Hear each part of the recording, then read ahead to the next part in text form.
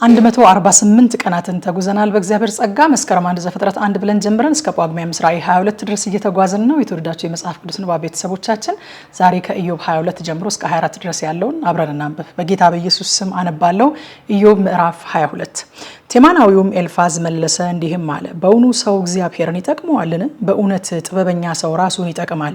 ጻድቅ መሆንስ ሁሉን የሚችለውን አምላክ ደስ ያሰኘዋልን? መንገድህን ማቅናትህስ ይጠቅመዋልን? እርሱንስ ስለፈራህ ይዘልፈሃልን? ወደ ፍርድስ ካንተ ጋር ይገባልን? ክፋትህስ የበዛ አይደለምን? ለኃጢአትህም ፍጻሜ የላትም። የወንድሞችህን መያዣ በከንቱ ወስደሃል፣ የእርዘኞችንም ልብስ ዘርፈሃል።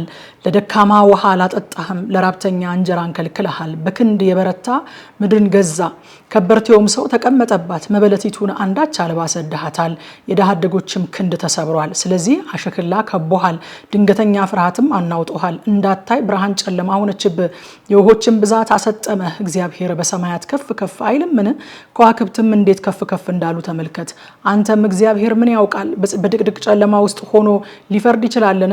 እንዳያይ የጠቆረ ደመና ጋርዶታል፣ በሰማይ ክበብ ላይ ይራመዳል ብለሃል። በውኑ ኃጢአተኞች ሰዎች የረገጧትን የድሮይቱን መንገድ ተጠብቀሃልን?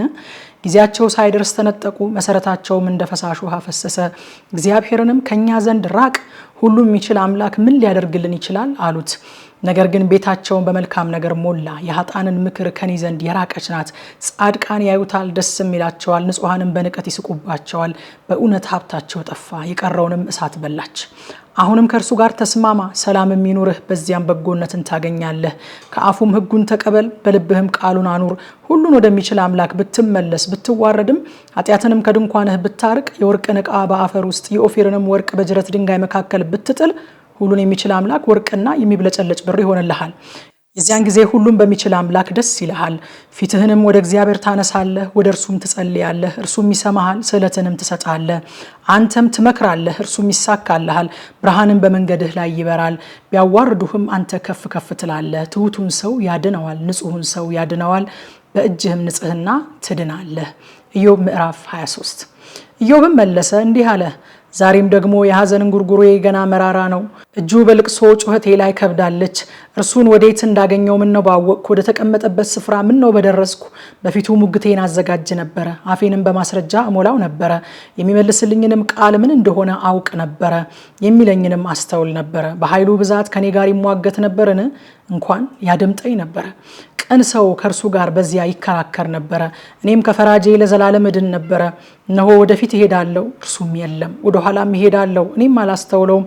ወደሚሰራበት ወደ ግራ ብሄድ አልመለከተውም፣ በቀኝ ይሰወራል አላየውምም። የሚሄድበትን መንገድ ያውቃል፣ ከፈተነኝም በኋላ እንደ ወርቅ እወጣለሁ። እግሬ ወደ እርምጃው ተጣብቋል፣ መንገዱንም ጠብቄአለሁ፣ ፈቀቅም አላልኩም። ከከንፈሩ ትእዛዝ አልተመለስኩም፣ የአፉን ቃል በልቤ ሰውሬአለሁ። እርሱ ግን ብቻውን ነው፣ እርሱንስ የሚመስለው ማን ነው? ነፍሱም የወደደችውን ያደርጋል፣ በእኔ ላይ የተወሰነውን ይፈጽማል። እንደዚህም ያለ ነገር በእርሱ ዘንድ አለ። ስለዚህ በፊቱ ደነገጥኩ፣ ባሰብኩም ጊዜ ከእርሱ ፈራው። እግዚአብሔር ልቤን አባብቶታልና፣ ሁሉን የሚችል አምላክ አስደንግጦኛል። ከጨለማው የተነሳ ድቅድቁም ጨለማ ፊቴን ከመክደኑ የተነሳ አልደነገጥኩም። ኢዮብ ምዕራፍ 24። ሁሉን ከሚችል አምላክ ዘንድ ዘመናት አልተሰወረምና፣ እርሱን የሚያውቁ ለምን ወራቱን አያዩም? የድንበሩን ምልክት የሚያፈርሱ አሉ፣ መንጋዎቹን በዝብዘው ያሰማራሉ። የድሃ አደጎቹን አህያ ይነዳሉ፣ የመበለቲቱን በሬ ስለመያዣ ይወስዳሉ። ድሆቹን ከመንገድ ያወጣሉ፣ የምድርም ችግረኞች ሁሉ ይሸሸጋሉ። እነሆ በምድረ በዳ እንዳሉ እንደ ሜዳ አህዮች መብልን ፈልገው ወደ ስራቸው ይወጣሉ። ምድረ በዳውም ለልጆቻቸው መብልን ይሰጣቸዋል። እነዚያ በእርሻ ውስጥ እህላቸውን ያጭዳሉ፣ የበደለኛውንም ወይን ይቃርማሉ። ራቁታቸው ያለ ልብስ ያድራሉ፣ በብርድ ጊዜ መጎናጸፊያ የላቸውም። ከተራሮች በሚወርድ ዝናብ ይረጥባሉ፣ መጠጊያም አጥተው ቋጥኙን ያቅፋሉ። ድሃ አደጉን ልጅ ከጡቱ የሚነጥሉ አሉ፣ ከችግረኛውም መያዣ ይወስዳሉ። ያለ ልብስ ራቁታቸውን ይሄዳሉ፣ ተርበውም ነዷቸውን ይሸከማሉ። በእነዚህ ሰዎች አጥር ውስጥ ዘይት ያደርጋሉ፣ ወይንንም ይጠምቃሉ፣ ነገር ግን ይጠማሉ። ከከተማውና ከገዛ ቤቶቻቸው ይባረራሉ። የልጆችም ነፍስ ለእርዳታ ትጮኻለች፣ እግዚአብሔር ግን ስንፍናቸውን አይመለከትም።